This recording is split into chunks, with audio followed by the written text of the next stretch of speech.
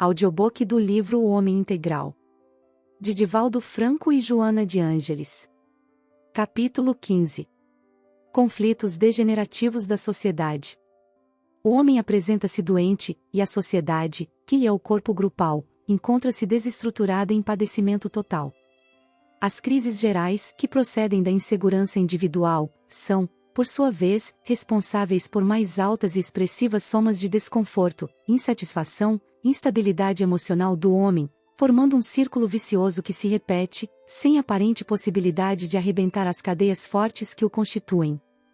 Vitimado por sucessivos choques desde o momento do parto, quando será expulso do claustro materno, onde se encontrava em segurança, este enfrenta, desequipado, inumeráveis desafios que não logra superar.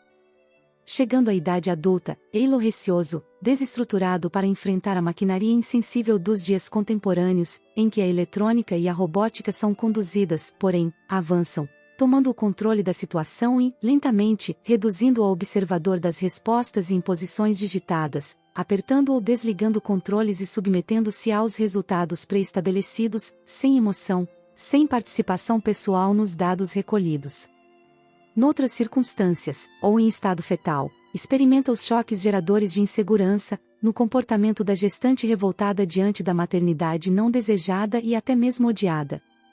O jogo de reações nervosas, as vibrações deletérias da revolta contra o ser em formação, atingem-lhe os delicados mecanismos psíquicos, desarmonizando os núcleos geradores do futuro equilíbrio, sob as chuvas de raios destruidores que os afetam irreversivelmente. O que o amor poderia realizar posteriormente e a educação lograr em forma de psicoterapia, ficam, à margem, sob os cuidados de pessoas remuneradas, sem envolvimento emocional ou interesse pessoal, produzindo marcas profundas de abandono e solidão, que ressurgirão como traumas danosos no desenvolvimento da personalidade. A par dos fatores socio-mesológicos, outras razões são preponderantes na área do comportamento inseguro, que são aquelas que procedem das reencarnações anteriores, malogradas ou assinaladas pelos golpes violentos que foram aplicados pelo espírito em desconcerto moral, ou que os padeceu nas rudes pugnas existenciais. Assinalando com rigor a manifestação da afetividade tranquila ou desconfiada, aquelas impressões são arquivadas no inconsciente profundo, graças aos mecanismos sutis do perispírito. O homem é um ser inacabado, que a atual existência deverá colaborar para o aperfeiçoamento a que se encontra destinado. Faltando-lhe os recursos favoráveis ao ajustamento, torna-se uma peça mal colocada ou inadaptada na complexidade da vida social, somando à sua insegurança dos outros membros, assim favorecendo as crises individuais e coletivas. Por desinformação ou fruto de um contexto imediatista consumista, elaborou-se a tese de que a segurança pessoal é o resultado do ter, que se manifesta pelo poder e recebe a resposta na forma de parecer. Todos os mecanismos responsáveis pelo homem e sua sobrevivência se estribam nessas propostas falsas, formando uma sociedade de forma, sem profundidade, de apresentação, sem estrutura psicológica nem equilíbrio moral. Trabalhando somente no exterior, relega-se, a plano secundário ou a nenhum, o sentido ético do ser humano, da sua realidade intrínseca, das suas possibilidades futuras, jacentes nele mesmo. O homem deve ser educado para conviver consigo próprio, com a sua solidão, com os seus momentâneos limites e ansiedades, administrando-os em proveito pessoal, de modo a poder compartilhar emoções e reparti-las, distribuir conquistas, ceder espaços, quando convidado à participação em outras vidas, ou pessoas outras vierem envolver-se na sua área emocional. Desacostumado à convivência psíquica consciente com os seus problemas, máscara-se com as fantasias da aparência e da posse, fracassando nos momentos em que se deve enfrentar, refletido em outra em que o observa com os mesmos conflitos e inseguranças. As uniões fraternais então se desarticulam, as afetivas se convertem em guerras surdas, o matrimônio naufraga, o relacionamento social sucumbe disfarçado nos encontros da balbúrdia, da extravagância, dos exageros alcoólicos, tóxicos, orgíacos, em mecanismos de fuga da realidade de cada um. A educação, a psicoterapia, a metodologia da convivência humana devem estruturar-se em uma consciência de ser, antes de ter. De ser, ao invés de poder, de ser, embora sem a preocupação de parecer os valores externos são incapazes de resolver as crises internas, aliás, não poucas vezes desencadeando-as. O que o homem é, suas realizações íntimas, sua capacidade de compreender-se, às pessoas e ao mundo, sua riqueza emocional e idealística, estruturam-no para os embates, que fazem parte do seu modus vivendi e operandi, neste processo incessante de crescimento e cristificação. A coragem para os enfrentamentos, sem violência ou recuos, capacita-o para os logros transformadores do ambiente social, que deslocará para o passado a ocorrência das crises de comportamento, iniciando-se a era de construção ideal e de reconstrução ética, jamais vivida antes na sua legitimidade. Os conceitos do poder e da força estão presentes na sistemática governança dos povos. Sempre os militares governaram mais do que os filosóficos, e o poder sempre esteve por mais tempo nas mãos dos violentos do que na sabedoria dos pacíficos, gerando as guerras exteriores, porque os seus apaniguados viviam em constantes guerras íntimas, inseguros, aguardando a traição dos fracos que, bajuladores, os rodeavam, e a audácia dos mais fortes que lhes ambicionavam o poderio, terminando, quase todos, vítimas das suas nefastas urdiduras. A segurança íntima conseguida mediante o autodescobrimento, a humanização e a finalidade nobre que se deve imprimir à vida são fatores decisivos para a eliminação das crises, porquanto, afinal, a descrença que campeia e o desconcerto que se generaliza são defluentes do homem moderno que se encontra em crise momentânea, vitimado pela insegurança que o aturde. Conflitos degenerativos da sociedade. A crise de credibilidade, de confiança, de amor instaura o estado conflitivo da personalidade que perde o roteiro, incapaz de definir o que é correto ou não, qual a forma de comportamento mais compatível com a época e, ao mesmo tempo, favorável ao seu bem-estar, anquilosando pessoas refratárias ao progresso nas ideias superadas ou produzindo grupos rebeldes fadados à destruição, que se entregam à desordem, à contracultura, buscando sempre chocar, agredir. Os grupos opostos se afastam, se armam e se agridem. O homem ainda não aprendeu a ser solidário quando não concorda, preferindo ser solitário, ser opositor. Certamente, a renovação é lei da vida. A poda faculta o ressurgimento do vegetal. O fogo purifica os metais, permitindo-lhes a moldagem. A argila submete-se ao oleiro.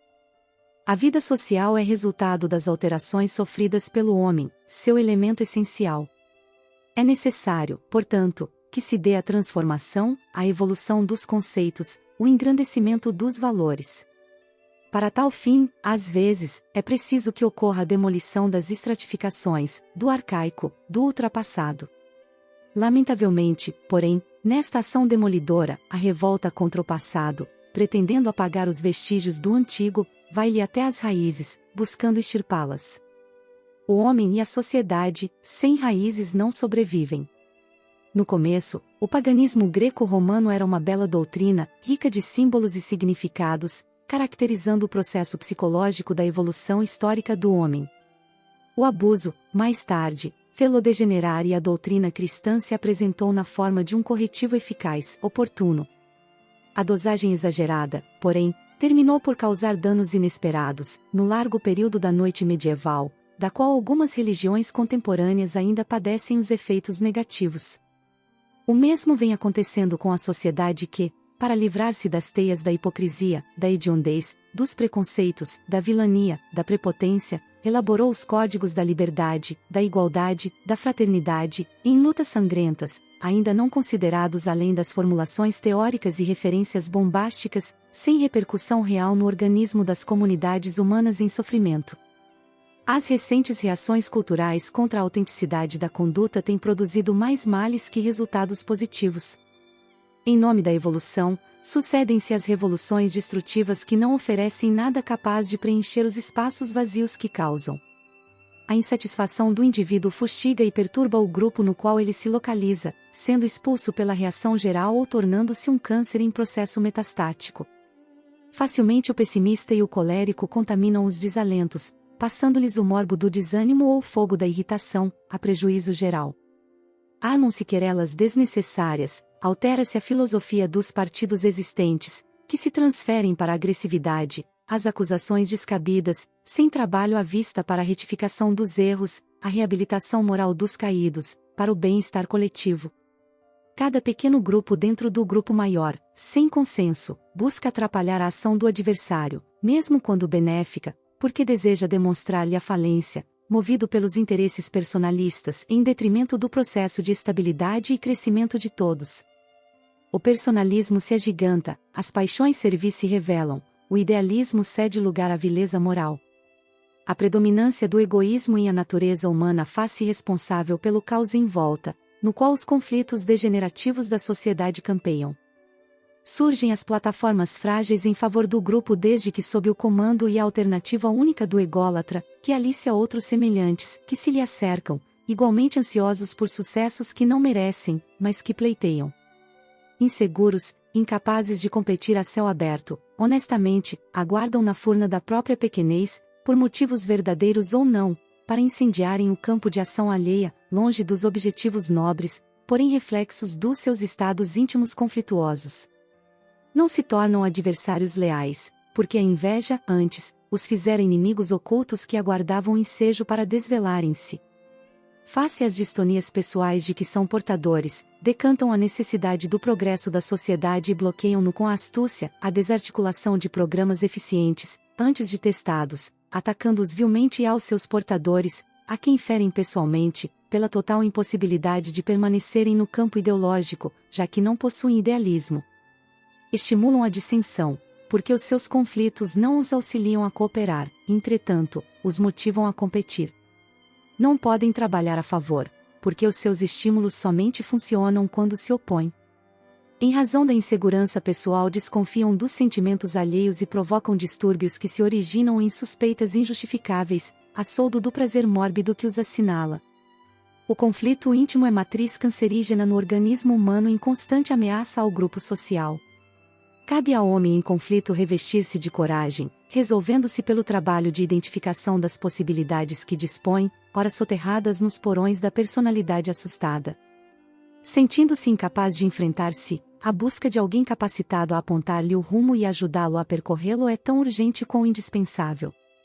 Inúmeras terapias estão ao seu alcance, entre os técnicos da área especializada, assim como as da psicologia transpessoal, apresentando-lhe a intercorrência de fatores paranormais e da psicologia espírita, aclarando-o com as luzes defluentes dos fenômenos obsessivos geradores dos problemas degenerativos no indivíduo e na sociedade. O conglomerado social, por sua vez, tem o dever de auxiliar o homem em conflito, de ajudá-lo a administrar as suas fobias, ansiedades, traumas, e mesmo de socorrê-lo nas expressões avançadas quando padecendo psicopatologias diversas, em ética de sobrevivência do grupo, pois que, do contrário, através do alijamento de cada membro, quando vier a ocorrência se desarticulará o mecanismo de sustentação da grey. A sociedade deve responder pelos elementos que a constituem, pelos conflitos que produz, assim como assume as glórias e conquistas dos felizardos que a compõem. Os conflitos degenerativos da sociedade tendem a desaparecer, especialmente quando o homem, em se encontrando consigo mesmo, harmonize o seu cosmo individual, micro, colaborando para o equilíbrio do universo social, macro, no qual se movimenta.